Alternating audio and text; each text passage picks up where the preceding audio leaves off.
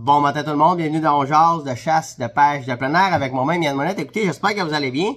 Ce matin, vous allez voir, le On Jase va être un peu différent parce que je veux vous montrer dans le fond tout mon setup pour blanchir mon crâne orignal. Fait que je vais vous montrer ça. Mais avant, j'ai quelques petits sujets que je peux vous parler.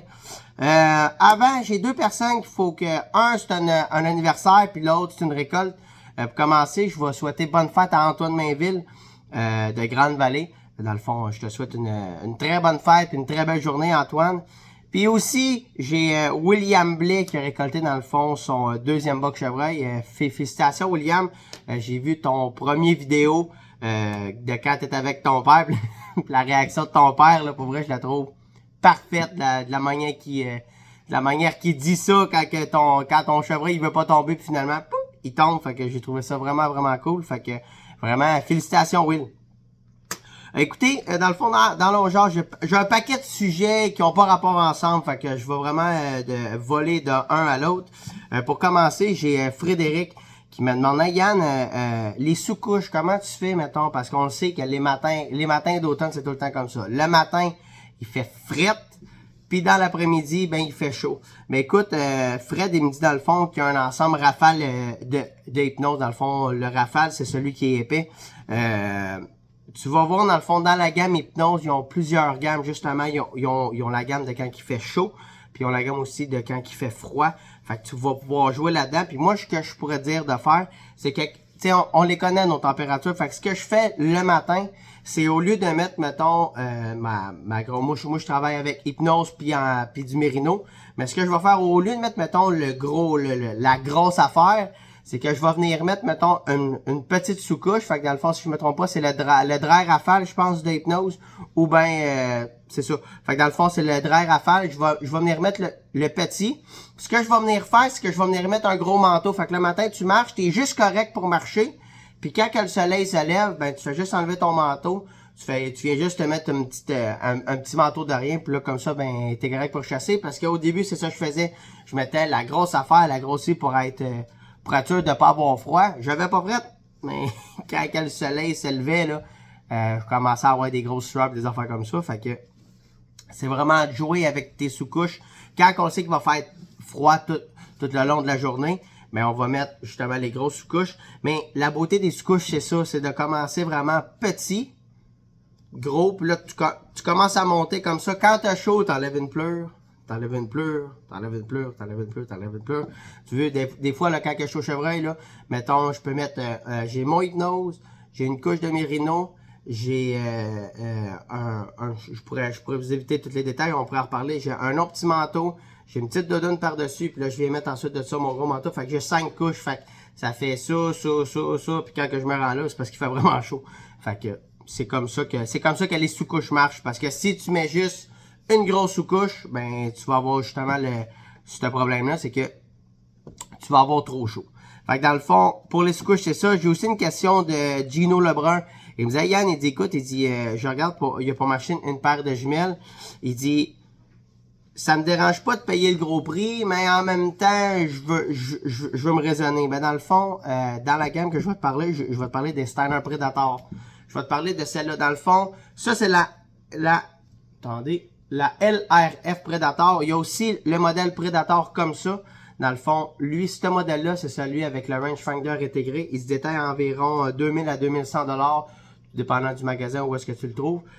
L'autre modèle, c'est le Steiner Predator. Dans le fond, c'est ce même modèle-là, sauf pas de rangefinder dedans. Il se détaille 700 $.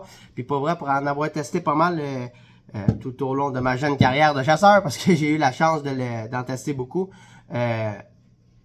Vous allez voir pourquoi que je ris. Côté performance, c'est très clair. Quand que je vous dis, mettons, tu sais là, à Brunante, là, quand que nos yeux, on voit pas, avec ça, je suis capable de regarder dedans, puis je peux gagner encore un autre 2 minutes de mon temps. Côté solidité, mon père, je sais pas si mon père voulait que j'en parle, mais je vais en parler pareil. Côté solidité, ils sont quelque chose. Pourquoi? Ça paraît pas, là. Ils ont rien, là, à part peut-être quelques petites affaires ici. Mais j'ai pilé dessus avec mon truck à l'Orignal. J'étais probablement trop excité, ou je me souviens pas trop qu'est-ce qui est arrivé. Un matin, j'arrive pour aller marcher, je trouvais pas mes jumelles. Puis je commençais à paniquer parce que vous avez entendu le prix de ces jumelles-là. Puis quand je suis retourné au camp, ben Mike, ils les avait trouvés, ils les avaient mis sur le banc. Puis quand j'ai regardé, mais j'ai plié dessus avec mon truck. Puis si vous voyez, là c'est parce qu'elle est sale, là. Ben la lentille, elle a rien. Le body, il y a juste ça ici, mettons, là, regardez, là, il y a des petites affaires de même dessus, là. Mais sinon, côté solidité, je vous le dis, pour l'avoir testé, quand ils nous demandent de tester quelque chose, on les teste. Mais, sans niaiser, j'ai vraiment pas fait exprès, là, c'est une erreur, probablement je l'ai mis sur mon banc, puis quand j'ai ouvert ma porte, ça a tombé, puis j'étais pressé de partir à la chasse, fait que je les ai complètement oubliés. Fait que si pas vrai, je te dirais, côté solidité, pour les avoir testés bien comme il faut, je te recommanderais la Steiner Predator dans les prix, puis de la manière que tu me parlais, c'est un bûcher que tu voyais, je pense que c'est 400 pieds, 800 pieds. Je te dirais d'aller chercher, mettons, dans ce style-là, la Predator, ça c'est des 10-42. Je trouve que c'est parfait justement pour voir les détails, puis toute la qualité de la lentille est vraiment sacoche. Donc, aussi Gino, tu nous parlais d'un instrument, c'est le shot marker. C'est une affaire pour faire de la longue distance, que tu places tes... Je t'allais lire vite, mais c'est que tu places des senseurs, puis quand tu tires, le trou que ça fait, ça te le marque sur un ordinateur. Mais moi et mon père, on va probablement plus faire nos recherches, peut-être même l'acheter puis le tester, parce que c'est pas donné. Fait que je vais essayer de faire passer ça au conseil on jazz. Donc, pour essayer de voir ça. Puis, c'est ça. J'ai encore un peu de temps parce qu'après ça, je vais aller vous montrer. Il y a tout mon setup à la ferme de mon blanchiment de crâne. J'ai fait une vidéo quand j'étais à Chasse-à-l'Orignal. Pardon. J'ai fait une vidéo quand j'étais à Chasse-à-l'Orignal sur une fraie à truite. OK? J'ai eu beaucoup de bons commentaires, que le monde les trouvait ça le fun. Moi aussi, j'ai trouvé ça le fun. Puis, j'ai des commentaires sans me dire, wow, c'est le fun, il me marque. C'est où? Je suis pas nono, là. Si moi et mon père, on mange comme ça. Si tu me fais un commentaire niaiseux, tu vas avoir une réponse niaiseuse. Fait que j'ai plusieurs personnes qui me demandaient, c'est où? Ben, j'allais voir le profil, puis je voyais très très bien que c'était pas du monde d'ici. Fait que tu me répondais, j'avais un commentaire, c'est où? Ben, moi, je marquais c'était dans la forêt, direct à côté du sapin vert. Fait que c'est juste ça, mais... Puis il y en a, là, des fois, qui me demandent ça. Je vais pas vous dire c'est où. Je peux pas vous dire ça parce que c'est une place privée. Puis je le sais que des fois, dans un petit commentaire comme ça, il y a peut-être un petit côté noirceur de ça. Fait que ça fait que c'est... je trouve ça drôle. Je fais juste en parler comme ça, je trouve ça drôle. Fait que c'est à peu près ça. Fait qu'écoutez, fait que je pars d'ici, je m'en vais à la ferme, puis je vous montre tout mon setup pour blanchir le crâne. Bon, donc me voilà à la ferme. Fait que dans le fond, quand que j'ai de la main que ça se passe, quand que je tire mon orignal, c'est sûr que je l'emporte. Ce que je vais faire, la première chose, c'est que je vais tout enlever, toute la viande. Le plus possible de viande qu'il y a à l'âge d'un, j'enlève la peau, toutes ces affaires-là. Fait que dans le fond, enlever la mâchoire du bas. Fait que ça, c'est toute la peau, toute la viande, toute la mâchoire du bas, je viens de l'enlever. Ensuite de ça, ce que je vais faire, il n'y a pas grand chaudron que je peux trouver qui va fitter pour une tête d'orignal. Fait que dans le fond, ce que j'ai fait, c'est que je m'avais acheté un lot de barils pour mes chasses à l'ours. Au fond, j'avais un baril pas de trou. Fait que ce que j'ai fait, c'est que j'ai pris mon grinder. Puis, je suis venu me faire ça. Un baril comme ça. Je l'ai coupé juste assez pour que l'eau soit capable de bouillir. Ensuite de ça, j'étais dû pour un nouveau chauffe-eau. Fait que j'étais allé à la coop la plus proche de chez nous. Puis j'étais allé m'acheter un petit chauffe-eau. Ben un bon chauffe-eau. Dans le fond, c'est un petit chauffe-eau Martin. C'est un brûleur au propane pour extérieur. J'ai payé ça 84 $. Vous avez besoin de ça. Puis, d'une bonbonne de propane.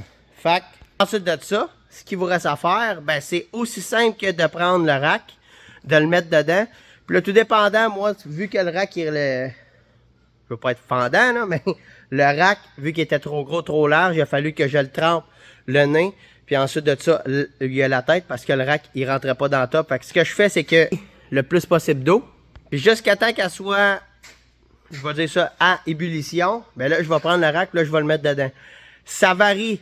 Il y a des fois une tête de chevreuil, on peut le mettre 1 heure, c'est assez. Ma tête d'orignal, je l'ai faite peut-être sur un total de 4 heures, mais pas, je vais dire ça comme ça, pas non-stop je le virais d'un bord, je le virais de l'autre bord. Puis ensuite de ça, quand que j'avais déjà fait la vidéo, quand que vous voyez vraiment que que toute la peau, que tous les muscles se décollent, ben là, vous prenez votre couteau, vous faites juste des incisions partout, puis là, ça va, je vais le dire en bon québécois, ça va comme shrinker. Puis là, vous le remettez dedans, puis quand vous voyez que ça fait des motons comme ça, attendez, dans ce style-là, ben ça, c'est parce que ça l'a shrinké. Puis là, ce qu'il vous reste à faire, ben, c'est de prendre la laveuse à pression. Si possible, d'avoir de l'eau chaude, limite bouillante, avec la laveuse à pression. Une laveuse à pression quand même assez forte. Là. Moi, j'ai une laveuse à pression à gaz. Puis dans le fond, le résultat que ça va donner, moi, j'aime ça comme ça. Il y en a qui vont le blanchir au grand complet. Puis c'est ce que ça va donner, le résultat final. C'est ça. Fait que dans le fond, il n'est pas parfait encore, là.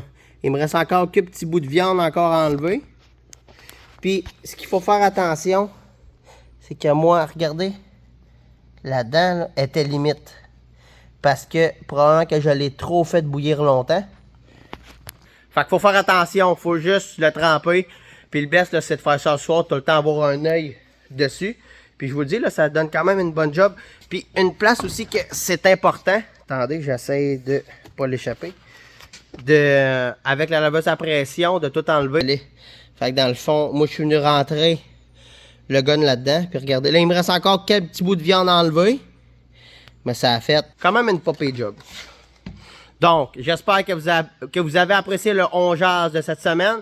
Si vous avez des questions sur les jumelles, sur les sous-couches, sur le blanchissage de crâne, que ce soit d'ours, d'orignal ou ben de chevreuil, écrivez-nous, on va vous aider.